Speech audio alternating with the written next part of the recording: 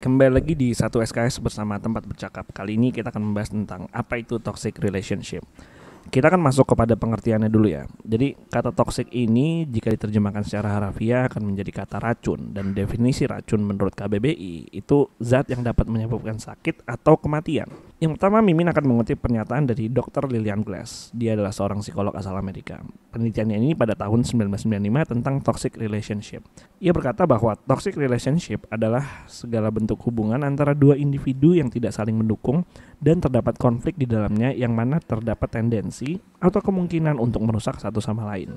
Jadi ketika kita kaitkan kedua definisi di atas, toxic relationship adalah sebuah hubungan yang dapat menyebabkan salah satu dari individu dalam hubungan tersebut menuju hal-hal yang tidak sehat yang dapat membuat individu di dalamnya merasakan sakit hingga dapat menyebabkan kematian, baik secara rasa ataupun secara harafiah.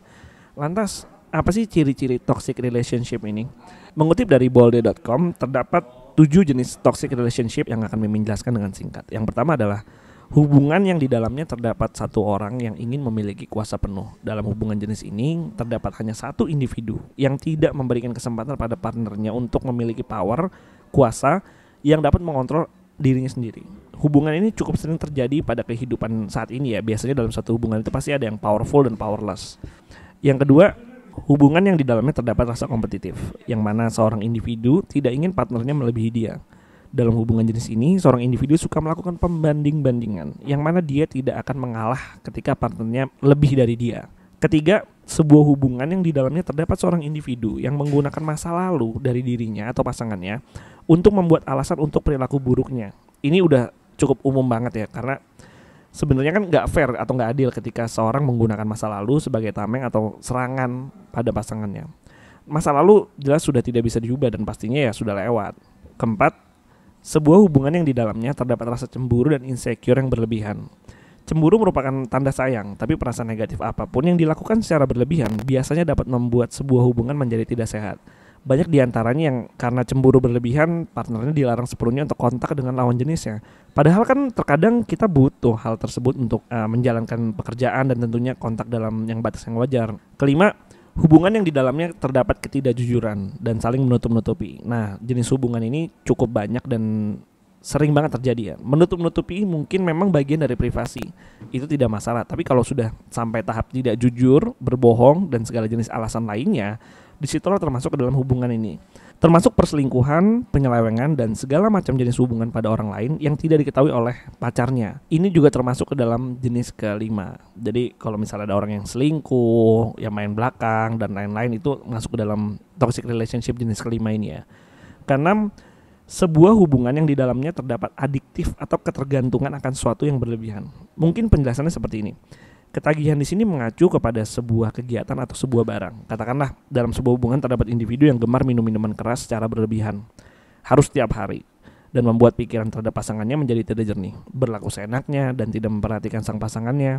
Ini menjadi satu hal yang sangat tidak sehat dan tidak baik secara mental maupun kesehatan tubuh pastinya. Jadi adiksi atau ketagihan akan suatu barang atau kegiatan ya boleh-boleh aja, nggak apa-apa. Tapi ketika sudah berlebihan dan berdampak ke sebuah pasangan, ini menjadi hubungan yang tidak sehat.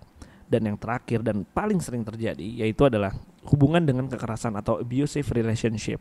Ini udah pernah dibahas di bab sebelumnya, di mana sebuah hubungan terdapat kekerasan antara satu sama lain, terdapat penindasan dan perlakuan yang kasar oleh salah seorang individu di dalam hubungan itu. Ini dalam segi apapun tidak dapat dibenarkan dan merupakan jenis toksik yang paling berbahaya. Kemudian pertanyaannya, bagaimana cara keluar dari hubungan jenis ini? Kalau misalnya menurut Mimin ada dua ya. Yang pertama itu kita harus komunikasikan. Komunikasi itu awal dari segalanya untuk berubah dan memulai suatu hal yang baru. Jadi pertamanya banget ya coba aja komunikasikan dengan pasanganmu. Minta dia berubah. Kasih dia ultimatum yang intinya kalau gak berubah ya hubungannya pasti akan berakhir. Nah kalau komunikasi tidak berjalan dengan baik, maka cara keluarnya adalah selesaikan. Akhiri dengan cara apapun. Sesulit apapun dan apapun yang terjadi, kamu sudah siap. Karena biasanya setelah kita melakukan keputusan ini, pasangan kita biasanya gak terima dan memberikan ancaman yang berbagai macam. Misalnya mengancam dengan cara menyebar aib kita baik dalam berbentuk cerita maupun file. Yang intinya dia mengintimidasi kita agar tetap bersamanya. Terus pertanyaannya caranya bagaimana untuk menanggapi hal ini? Ya pergilah ke tempat yang seharusnya, tempat yang dapat melindungimu, mencegah dirimu agar tidak lebih sakit kembali. Misalnya Kalau kita banyak pikiran beban mental yang mengganggu psikis kita, pergilah ke psikolog, motivator, atau golongan profesional serupa yang telah tersertifikasi. Kalau kita berada dalam ancaman tadi, berilah informasi ini kepada orang yang dapat kamu andalkan, misalnya orang tua, teman, dan orang-orang yang dapat melindungi kamu. Dan jika perlu, pergilah kepada otoritas yang berwenang. Dalam hal ini adalah polisi yang dapat mencegah hal tersebut akan terjadi. Karena pihak berwenang ini adalah satu-satunya pihak yang dapat memberikan perlindungan dan hukuman bagi orang-orang yang meminta dan melanggar peraturan yang berlaku. Teman-teman semuanya, sekian dulu 1SKS hari ini. Selamat malam, jangan lupa berbahagia selalu sebagaimana seharusnya. Selamat tidur.